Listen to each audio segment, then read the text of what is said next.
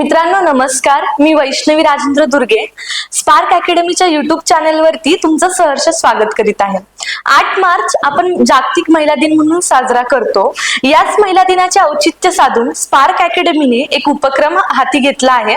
या उपक्रमामध्ये आपण 5 महिलांचं जीवन चरित्र, त्यांचा संघर्ष, त्यांचा यशस्वीतेकडे नेण्याचा प्रवास जाणून घेणार आहोत। आपल्या या सिरीज मधील दुसऱ्या महिला आहेत ज्यांनी प्रशासनात महिलांसाठी दारे उघडी केली। त्यांनी स्वतंत्र भारताच्या पहिल्या महिला IAS अधिकारी होण्याचा निर्णय घेतला। अशा स्वतंत्र भारताच्या पहिल्या महिला IAS अधिकारी अन्ना राजम मल्होत्रा यांचा आपण जीवन परिचय जाणून घेणार आहोत।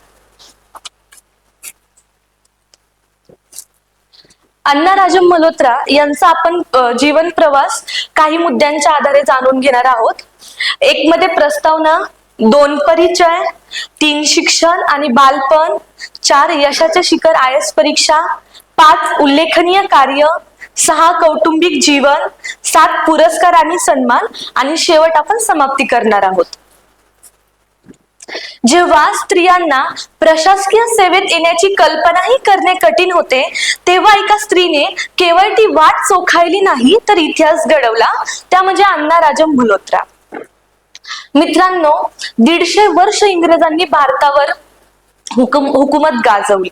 इंग्रजांनी प्रशासकीय व्यवस्था सुरू केलेली दिसते। यामध्ये इंग्रजांनी काही प्रशासकीय पदांची निर्मिती केली आहे, जसे की कलेक्टर, उपजिल्हाधिकारी, तहसीलदार।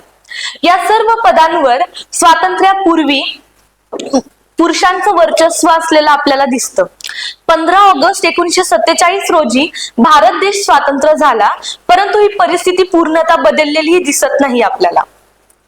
आणि ही परिस्थिती बदलण्याचे काम केले प्रशासनात येऊन पहिली स्वतंत्र भारताच्या महिला IAS अधिकारी होऊन अन्ना राजम मल्होत्रा यांनी। खरं तर आज महिला आपला घराचा उंबरठा सोडून अंतराळापर्यंत पोहोचलेल्या आहेत। कला, क्रीडा, साहित्य, समाजसेवा, शिक्षण, मनोरंजन असं आज कोणतं क्षेत्र दिसत नाही की तिथं महिलांचा सक्रिय सहभाग नाही। तर ज्यांनी प्रशासनात महिलांसाठी दारे उघडे करून प्रत्येक एक प्रशासकीय अधिकारी होऊ पाहणाऱ्या महिलेसाठी त्या प्रेरणास्त्रोत ठरलेल्या दिसतात। आज आपण महिला दिनानिमित्त अन्ना राजम मल्होत्रा यांचा जीवन प्रवास जाणून घेणार आहोत। अन्ना राजम मल्होत्रा यांचं पूर्ण नाव अन्ना राजम मल्होत्रा, त्यांचं माहेरचं नाव अन्ना राजम जॉर्ज। मॅडमचा जन्म 14 जुलै 1927 रोजी निरनम, केरळ या ठिकाणी झाला आणि मॅमचं निधन 17 सप्टेंबर 2018 रोजी झालं। ओळख: स्वतंत्र भारताच्या प्रशासकीय सेवेतील पहिली महिला अधिकारी। अन्ना राजम मल्होत्रा यांचं लग्नापूर्वीचं नाव हे अन्ना राजम जॉर्ज, त्यांच्या वडिलांचं नाव OA जॉर्ज होतं। मॅमचं लग्नानंतरचं नाव अन्ना राजम मल्होत्रा असं झालं। त्यांच्या पतीचं नाव RN मल्होत्रा असं होतं, ते देखील एक IAS अधिकारी होते। मॅमचा जन्म हा केरळ मधील निरनम या ठिकाणी झालेला दिसतो। आणि जसं की आपल्या सर्वांना माहिती आहे की अन्ना राजम मल्होत्रा यांना स्वतंत्र भारताच्या पहिल्या महिला IAS अधिकारी म्हणून आपण ओळखतो। शिक्षण आणि बालपणाचा जर विचार केला तर त्यांचं प्राथमिक शिक्षण कालिकत, केरळ येथे झाले आहे। उच्च शिक्षणासाठी त्या चेन्नईला, मद्रासला गेल्या। मद्रास विद्यापीठातून त्यांनी इंग्रजी साहित्यात पदव्युत्तर पदवी पूर्ण केली। अन्ना राजम मल्होत्रा यांचा आपण बालपणाचा विचार केला तर त्या बालपणापासूनच अभ्यासात अत्यंत हुशार महिला होत्या। त्यांनी इंग्रजी साहित्यात मद्रास विद्यापीठातून पदव्युत्तर पदवी पूर्ण केलेली आहे आणि त्यांनी त्यांचं प्राथमिक शिक्षण हे मद्रास, केरळ या ठिकाणी कोझिकोड मध्ये झालेलं आपल्याला दिसतं। यशाचे शिखर IAS परीक्षा, वर्ष 1951, वय 24। वयाच्या 24व्या वर्षी त्यांनी नागरी सेवा परीक्षेत म्हणजे UPSC, union public service commission मध्ये यश मिळवलेलं दिसतं। अन्ना राजम मल्होत्रा या 1951 बॅचच्या IAS अधिकारी आहेत। त्यांनी UPSC सारखी कठीण परीक्षा पहिल्यांदा पास करून IAS अधिकारी झालेला आपल्याला दिसतात। UPSC म्हणजे युनियन पब्लिक सर्व्हिस कमिशन. भाग 15 संविधानातील भाग 15 मध्ये कलम 315 अंतर्गत ही एक स्वतंत्र घटनात्मक संस्था आहे. याचं प्रशिक्षण LBSNAA Lal Bahadur Shastri national academy for administration, जे की मसुरी उत्तराखंड इथं आहे, तिथे दिलं जातं. आणि सांगायचं झालं तर युपीएससी ही 3 टप्प्यांमध्ये परीक्षा घेते. पहिला टप्पा असतो पूर्व परीक्षेचा, दुसरा टप्पा मुख्य परीक्षा आणि तिसरा टप्पा मुलाखत अर्थात इंटरव्ह्यूचा. इथे एक विशेष बाब नोंदवायची झाली तर मॅडमला अण्णाराजे मल्होत्रा यांच्या इंटरव्ह्यू पॅनलमध्ये त्यांना इंटरव्ह्यूच्या वेळेस असा सल्ला दिला होता की तुम्ही एक महिला आहात, IAS अधिकारी होणं हे खूप कठीण आहे, तुम्ही परराष्ट्र सेवेचा विचार करावा. परंतु मॅमनी हे अमान्य करून IAS होण्याचा ठामपणे निर्णय घेतला आणि सर्व महिलांसाठी त्या एक प्रेरणास्त्रोत ठरलेल्या दिसतात.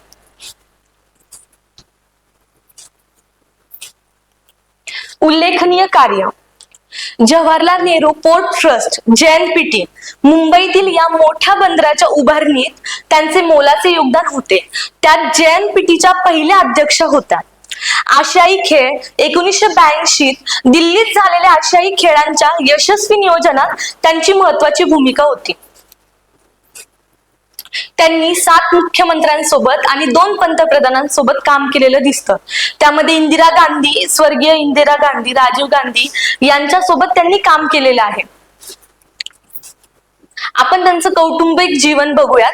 त्यांनी त्यांचे बॅचमेट RN मल्होत्रा यांच्याशी विवाह केला. RN मल्होत्रा हे रिझर्व्ह बँकेचे माजी गव्हर्नर होते. त्यांनी आयुष्यभर सचोटीने आणि निष्ठेने देशाची सेवा केली. अण्णाराजे मल्होत्रा यांच्या आपण कौटुंबिक जीवनाचा विचार केला तर त्यांनी त्यांच्याच बॅचचे म्हणजे 1951 IAS बॅचचे IAS अधिकारी RN मल्होत्रा यांच्याशी विवाह केलेला दिसतो. RN मल्होत्रा इथे एक विशेष बाब सांगण्यासारखी अशी आहे की RN मल्होत्रा हे रिझर्व्ह बँक ऑफ इंडियाचे गव्हर्नर म्हणून देखील त्यांनी काम केलेलं आहे. आणि इथे एक विशेष बाब सांगावीशी वाटते की त्यांच्या अण्णाराजे मल्होत्रा यांच्या नियुक्ती पत्रात असं नमूद केलं होतं की अण्णाराजे मल्होत्रा यांना लग्नानंतर राजीनामा द्यावा लागेल. परंतु अण्णाराजे मल्होत्रा यांनी या मतभेदाविरुद्ध आवाज उठवून हा नियम बदलण्यास भाग पाडलेले दिसते. यावरून आपण त्यांचा कर्तृत्वाचा विचार करू शकतो. पुरस्कार आणि सन्मान.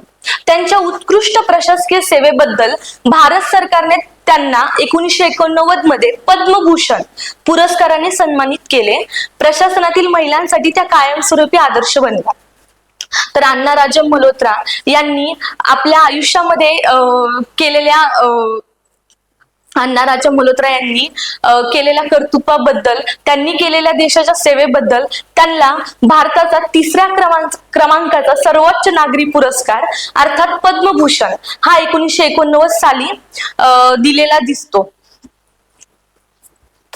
तुम्हाला इथे सांगायचं झालं तर आपल्या भारताचा सर्वोच्च नागरी पुरस्कार भारतरत्न, 2ऱ्या क्रमांकाचा सर्वोच्च नागरी पुरस्कार हा पद्मविभूषण आणि पद्मभूषण हा भारताचा 3ऱ्या क्रमांकाचा सर्वोच्च नागरी पुरस्कार आहे.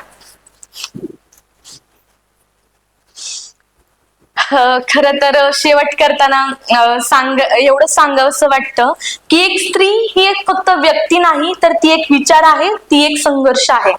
खरं तर जागतिक महिला दिन हा स्त्रियांचा संघर्ष, त्यांचा सन्मान आणि त्यांच्या हक्कांची जाणीव करून देण्याचा दिवस आहे. मी आपल्या अकॅडमी कडून आपल्या YouTube चॅनलच्या माध्यमातून तुम्हाला एवढंच विनंती करते की महिलांचा आदर, त्यांचा सन्मान किंवा त्यांचं कर्तृत्व हे फक्त महिला दिनापुरतं मर्यादित न ठेवता दैनंदिन जीवनामध्ये महिलेला एक व्यक्ती म्हणून त्यांना आदर देऊन त्यांना समानतेची वागणूक दिली पाहिजे. अशा प्रकारे प्रशासनात महिलांसाठी आदर्श ठरलेल्या, प्रशासनात महिलांसाठी दारे उघडे करून दिलेल्या आपल्या स्वतंत्र भारताच्या पहिल्या महिला IAS अधिकारी अण्णाराजे मल्होत्रा यांना आपल्या स्पार्क अकॅडमी कडून मनपूर्वक अभिवादन. व्हिडिओ आवडला असेल तर नक्कीच चॅनलला सबस्क्राईब करा, जास्तीत जास्त व्हिडिओ शेअर करा आणि लाईक करा. धन्यवाद.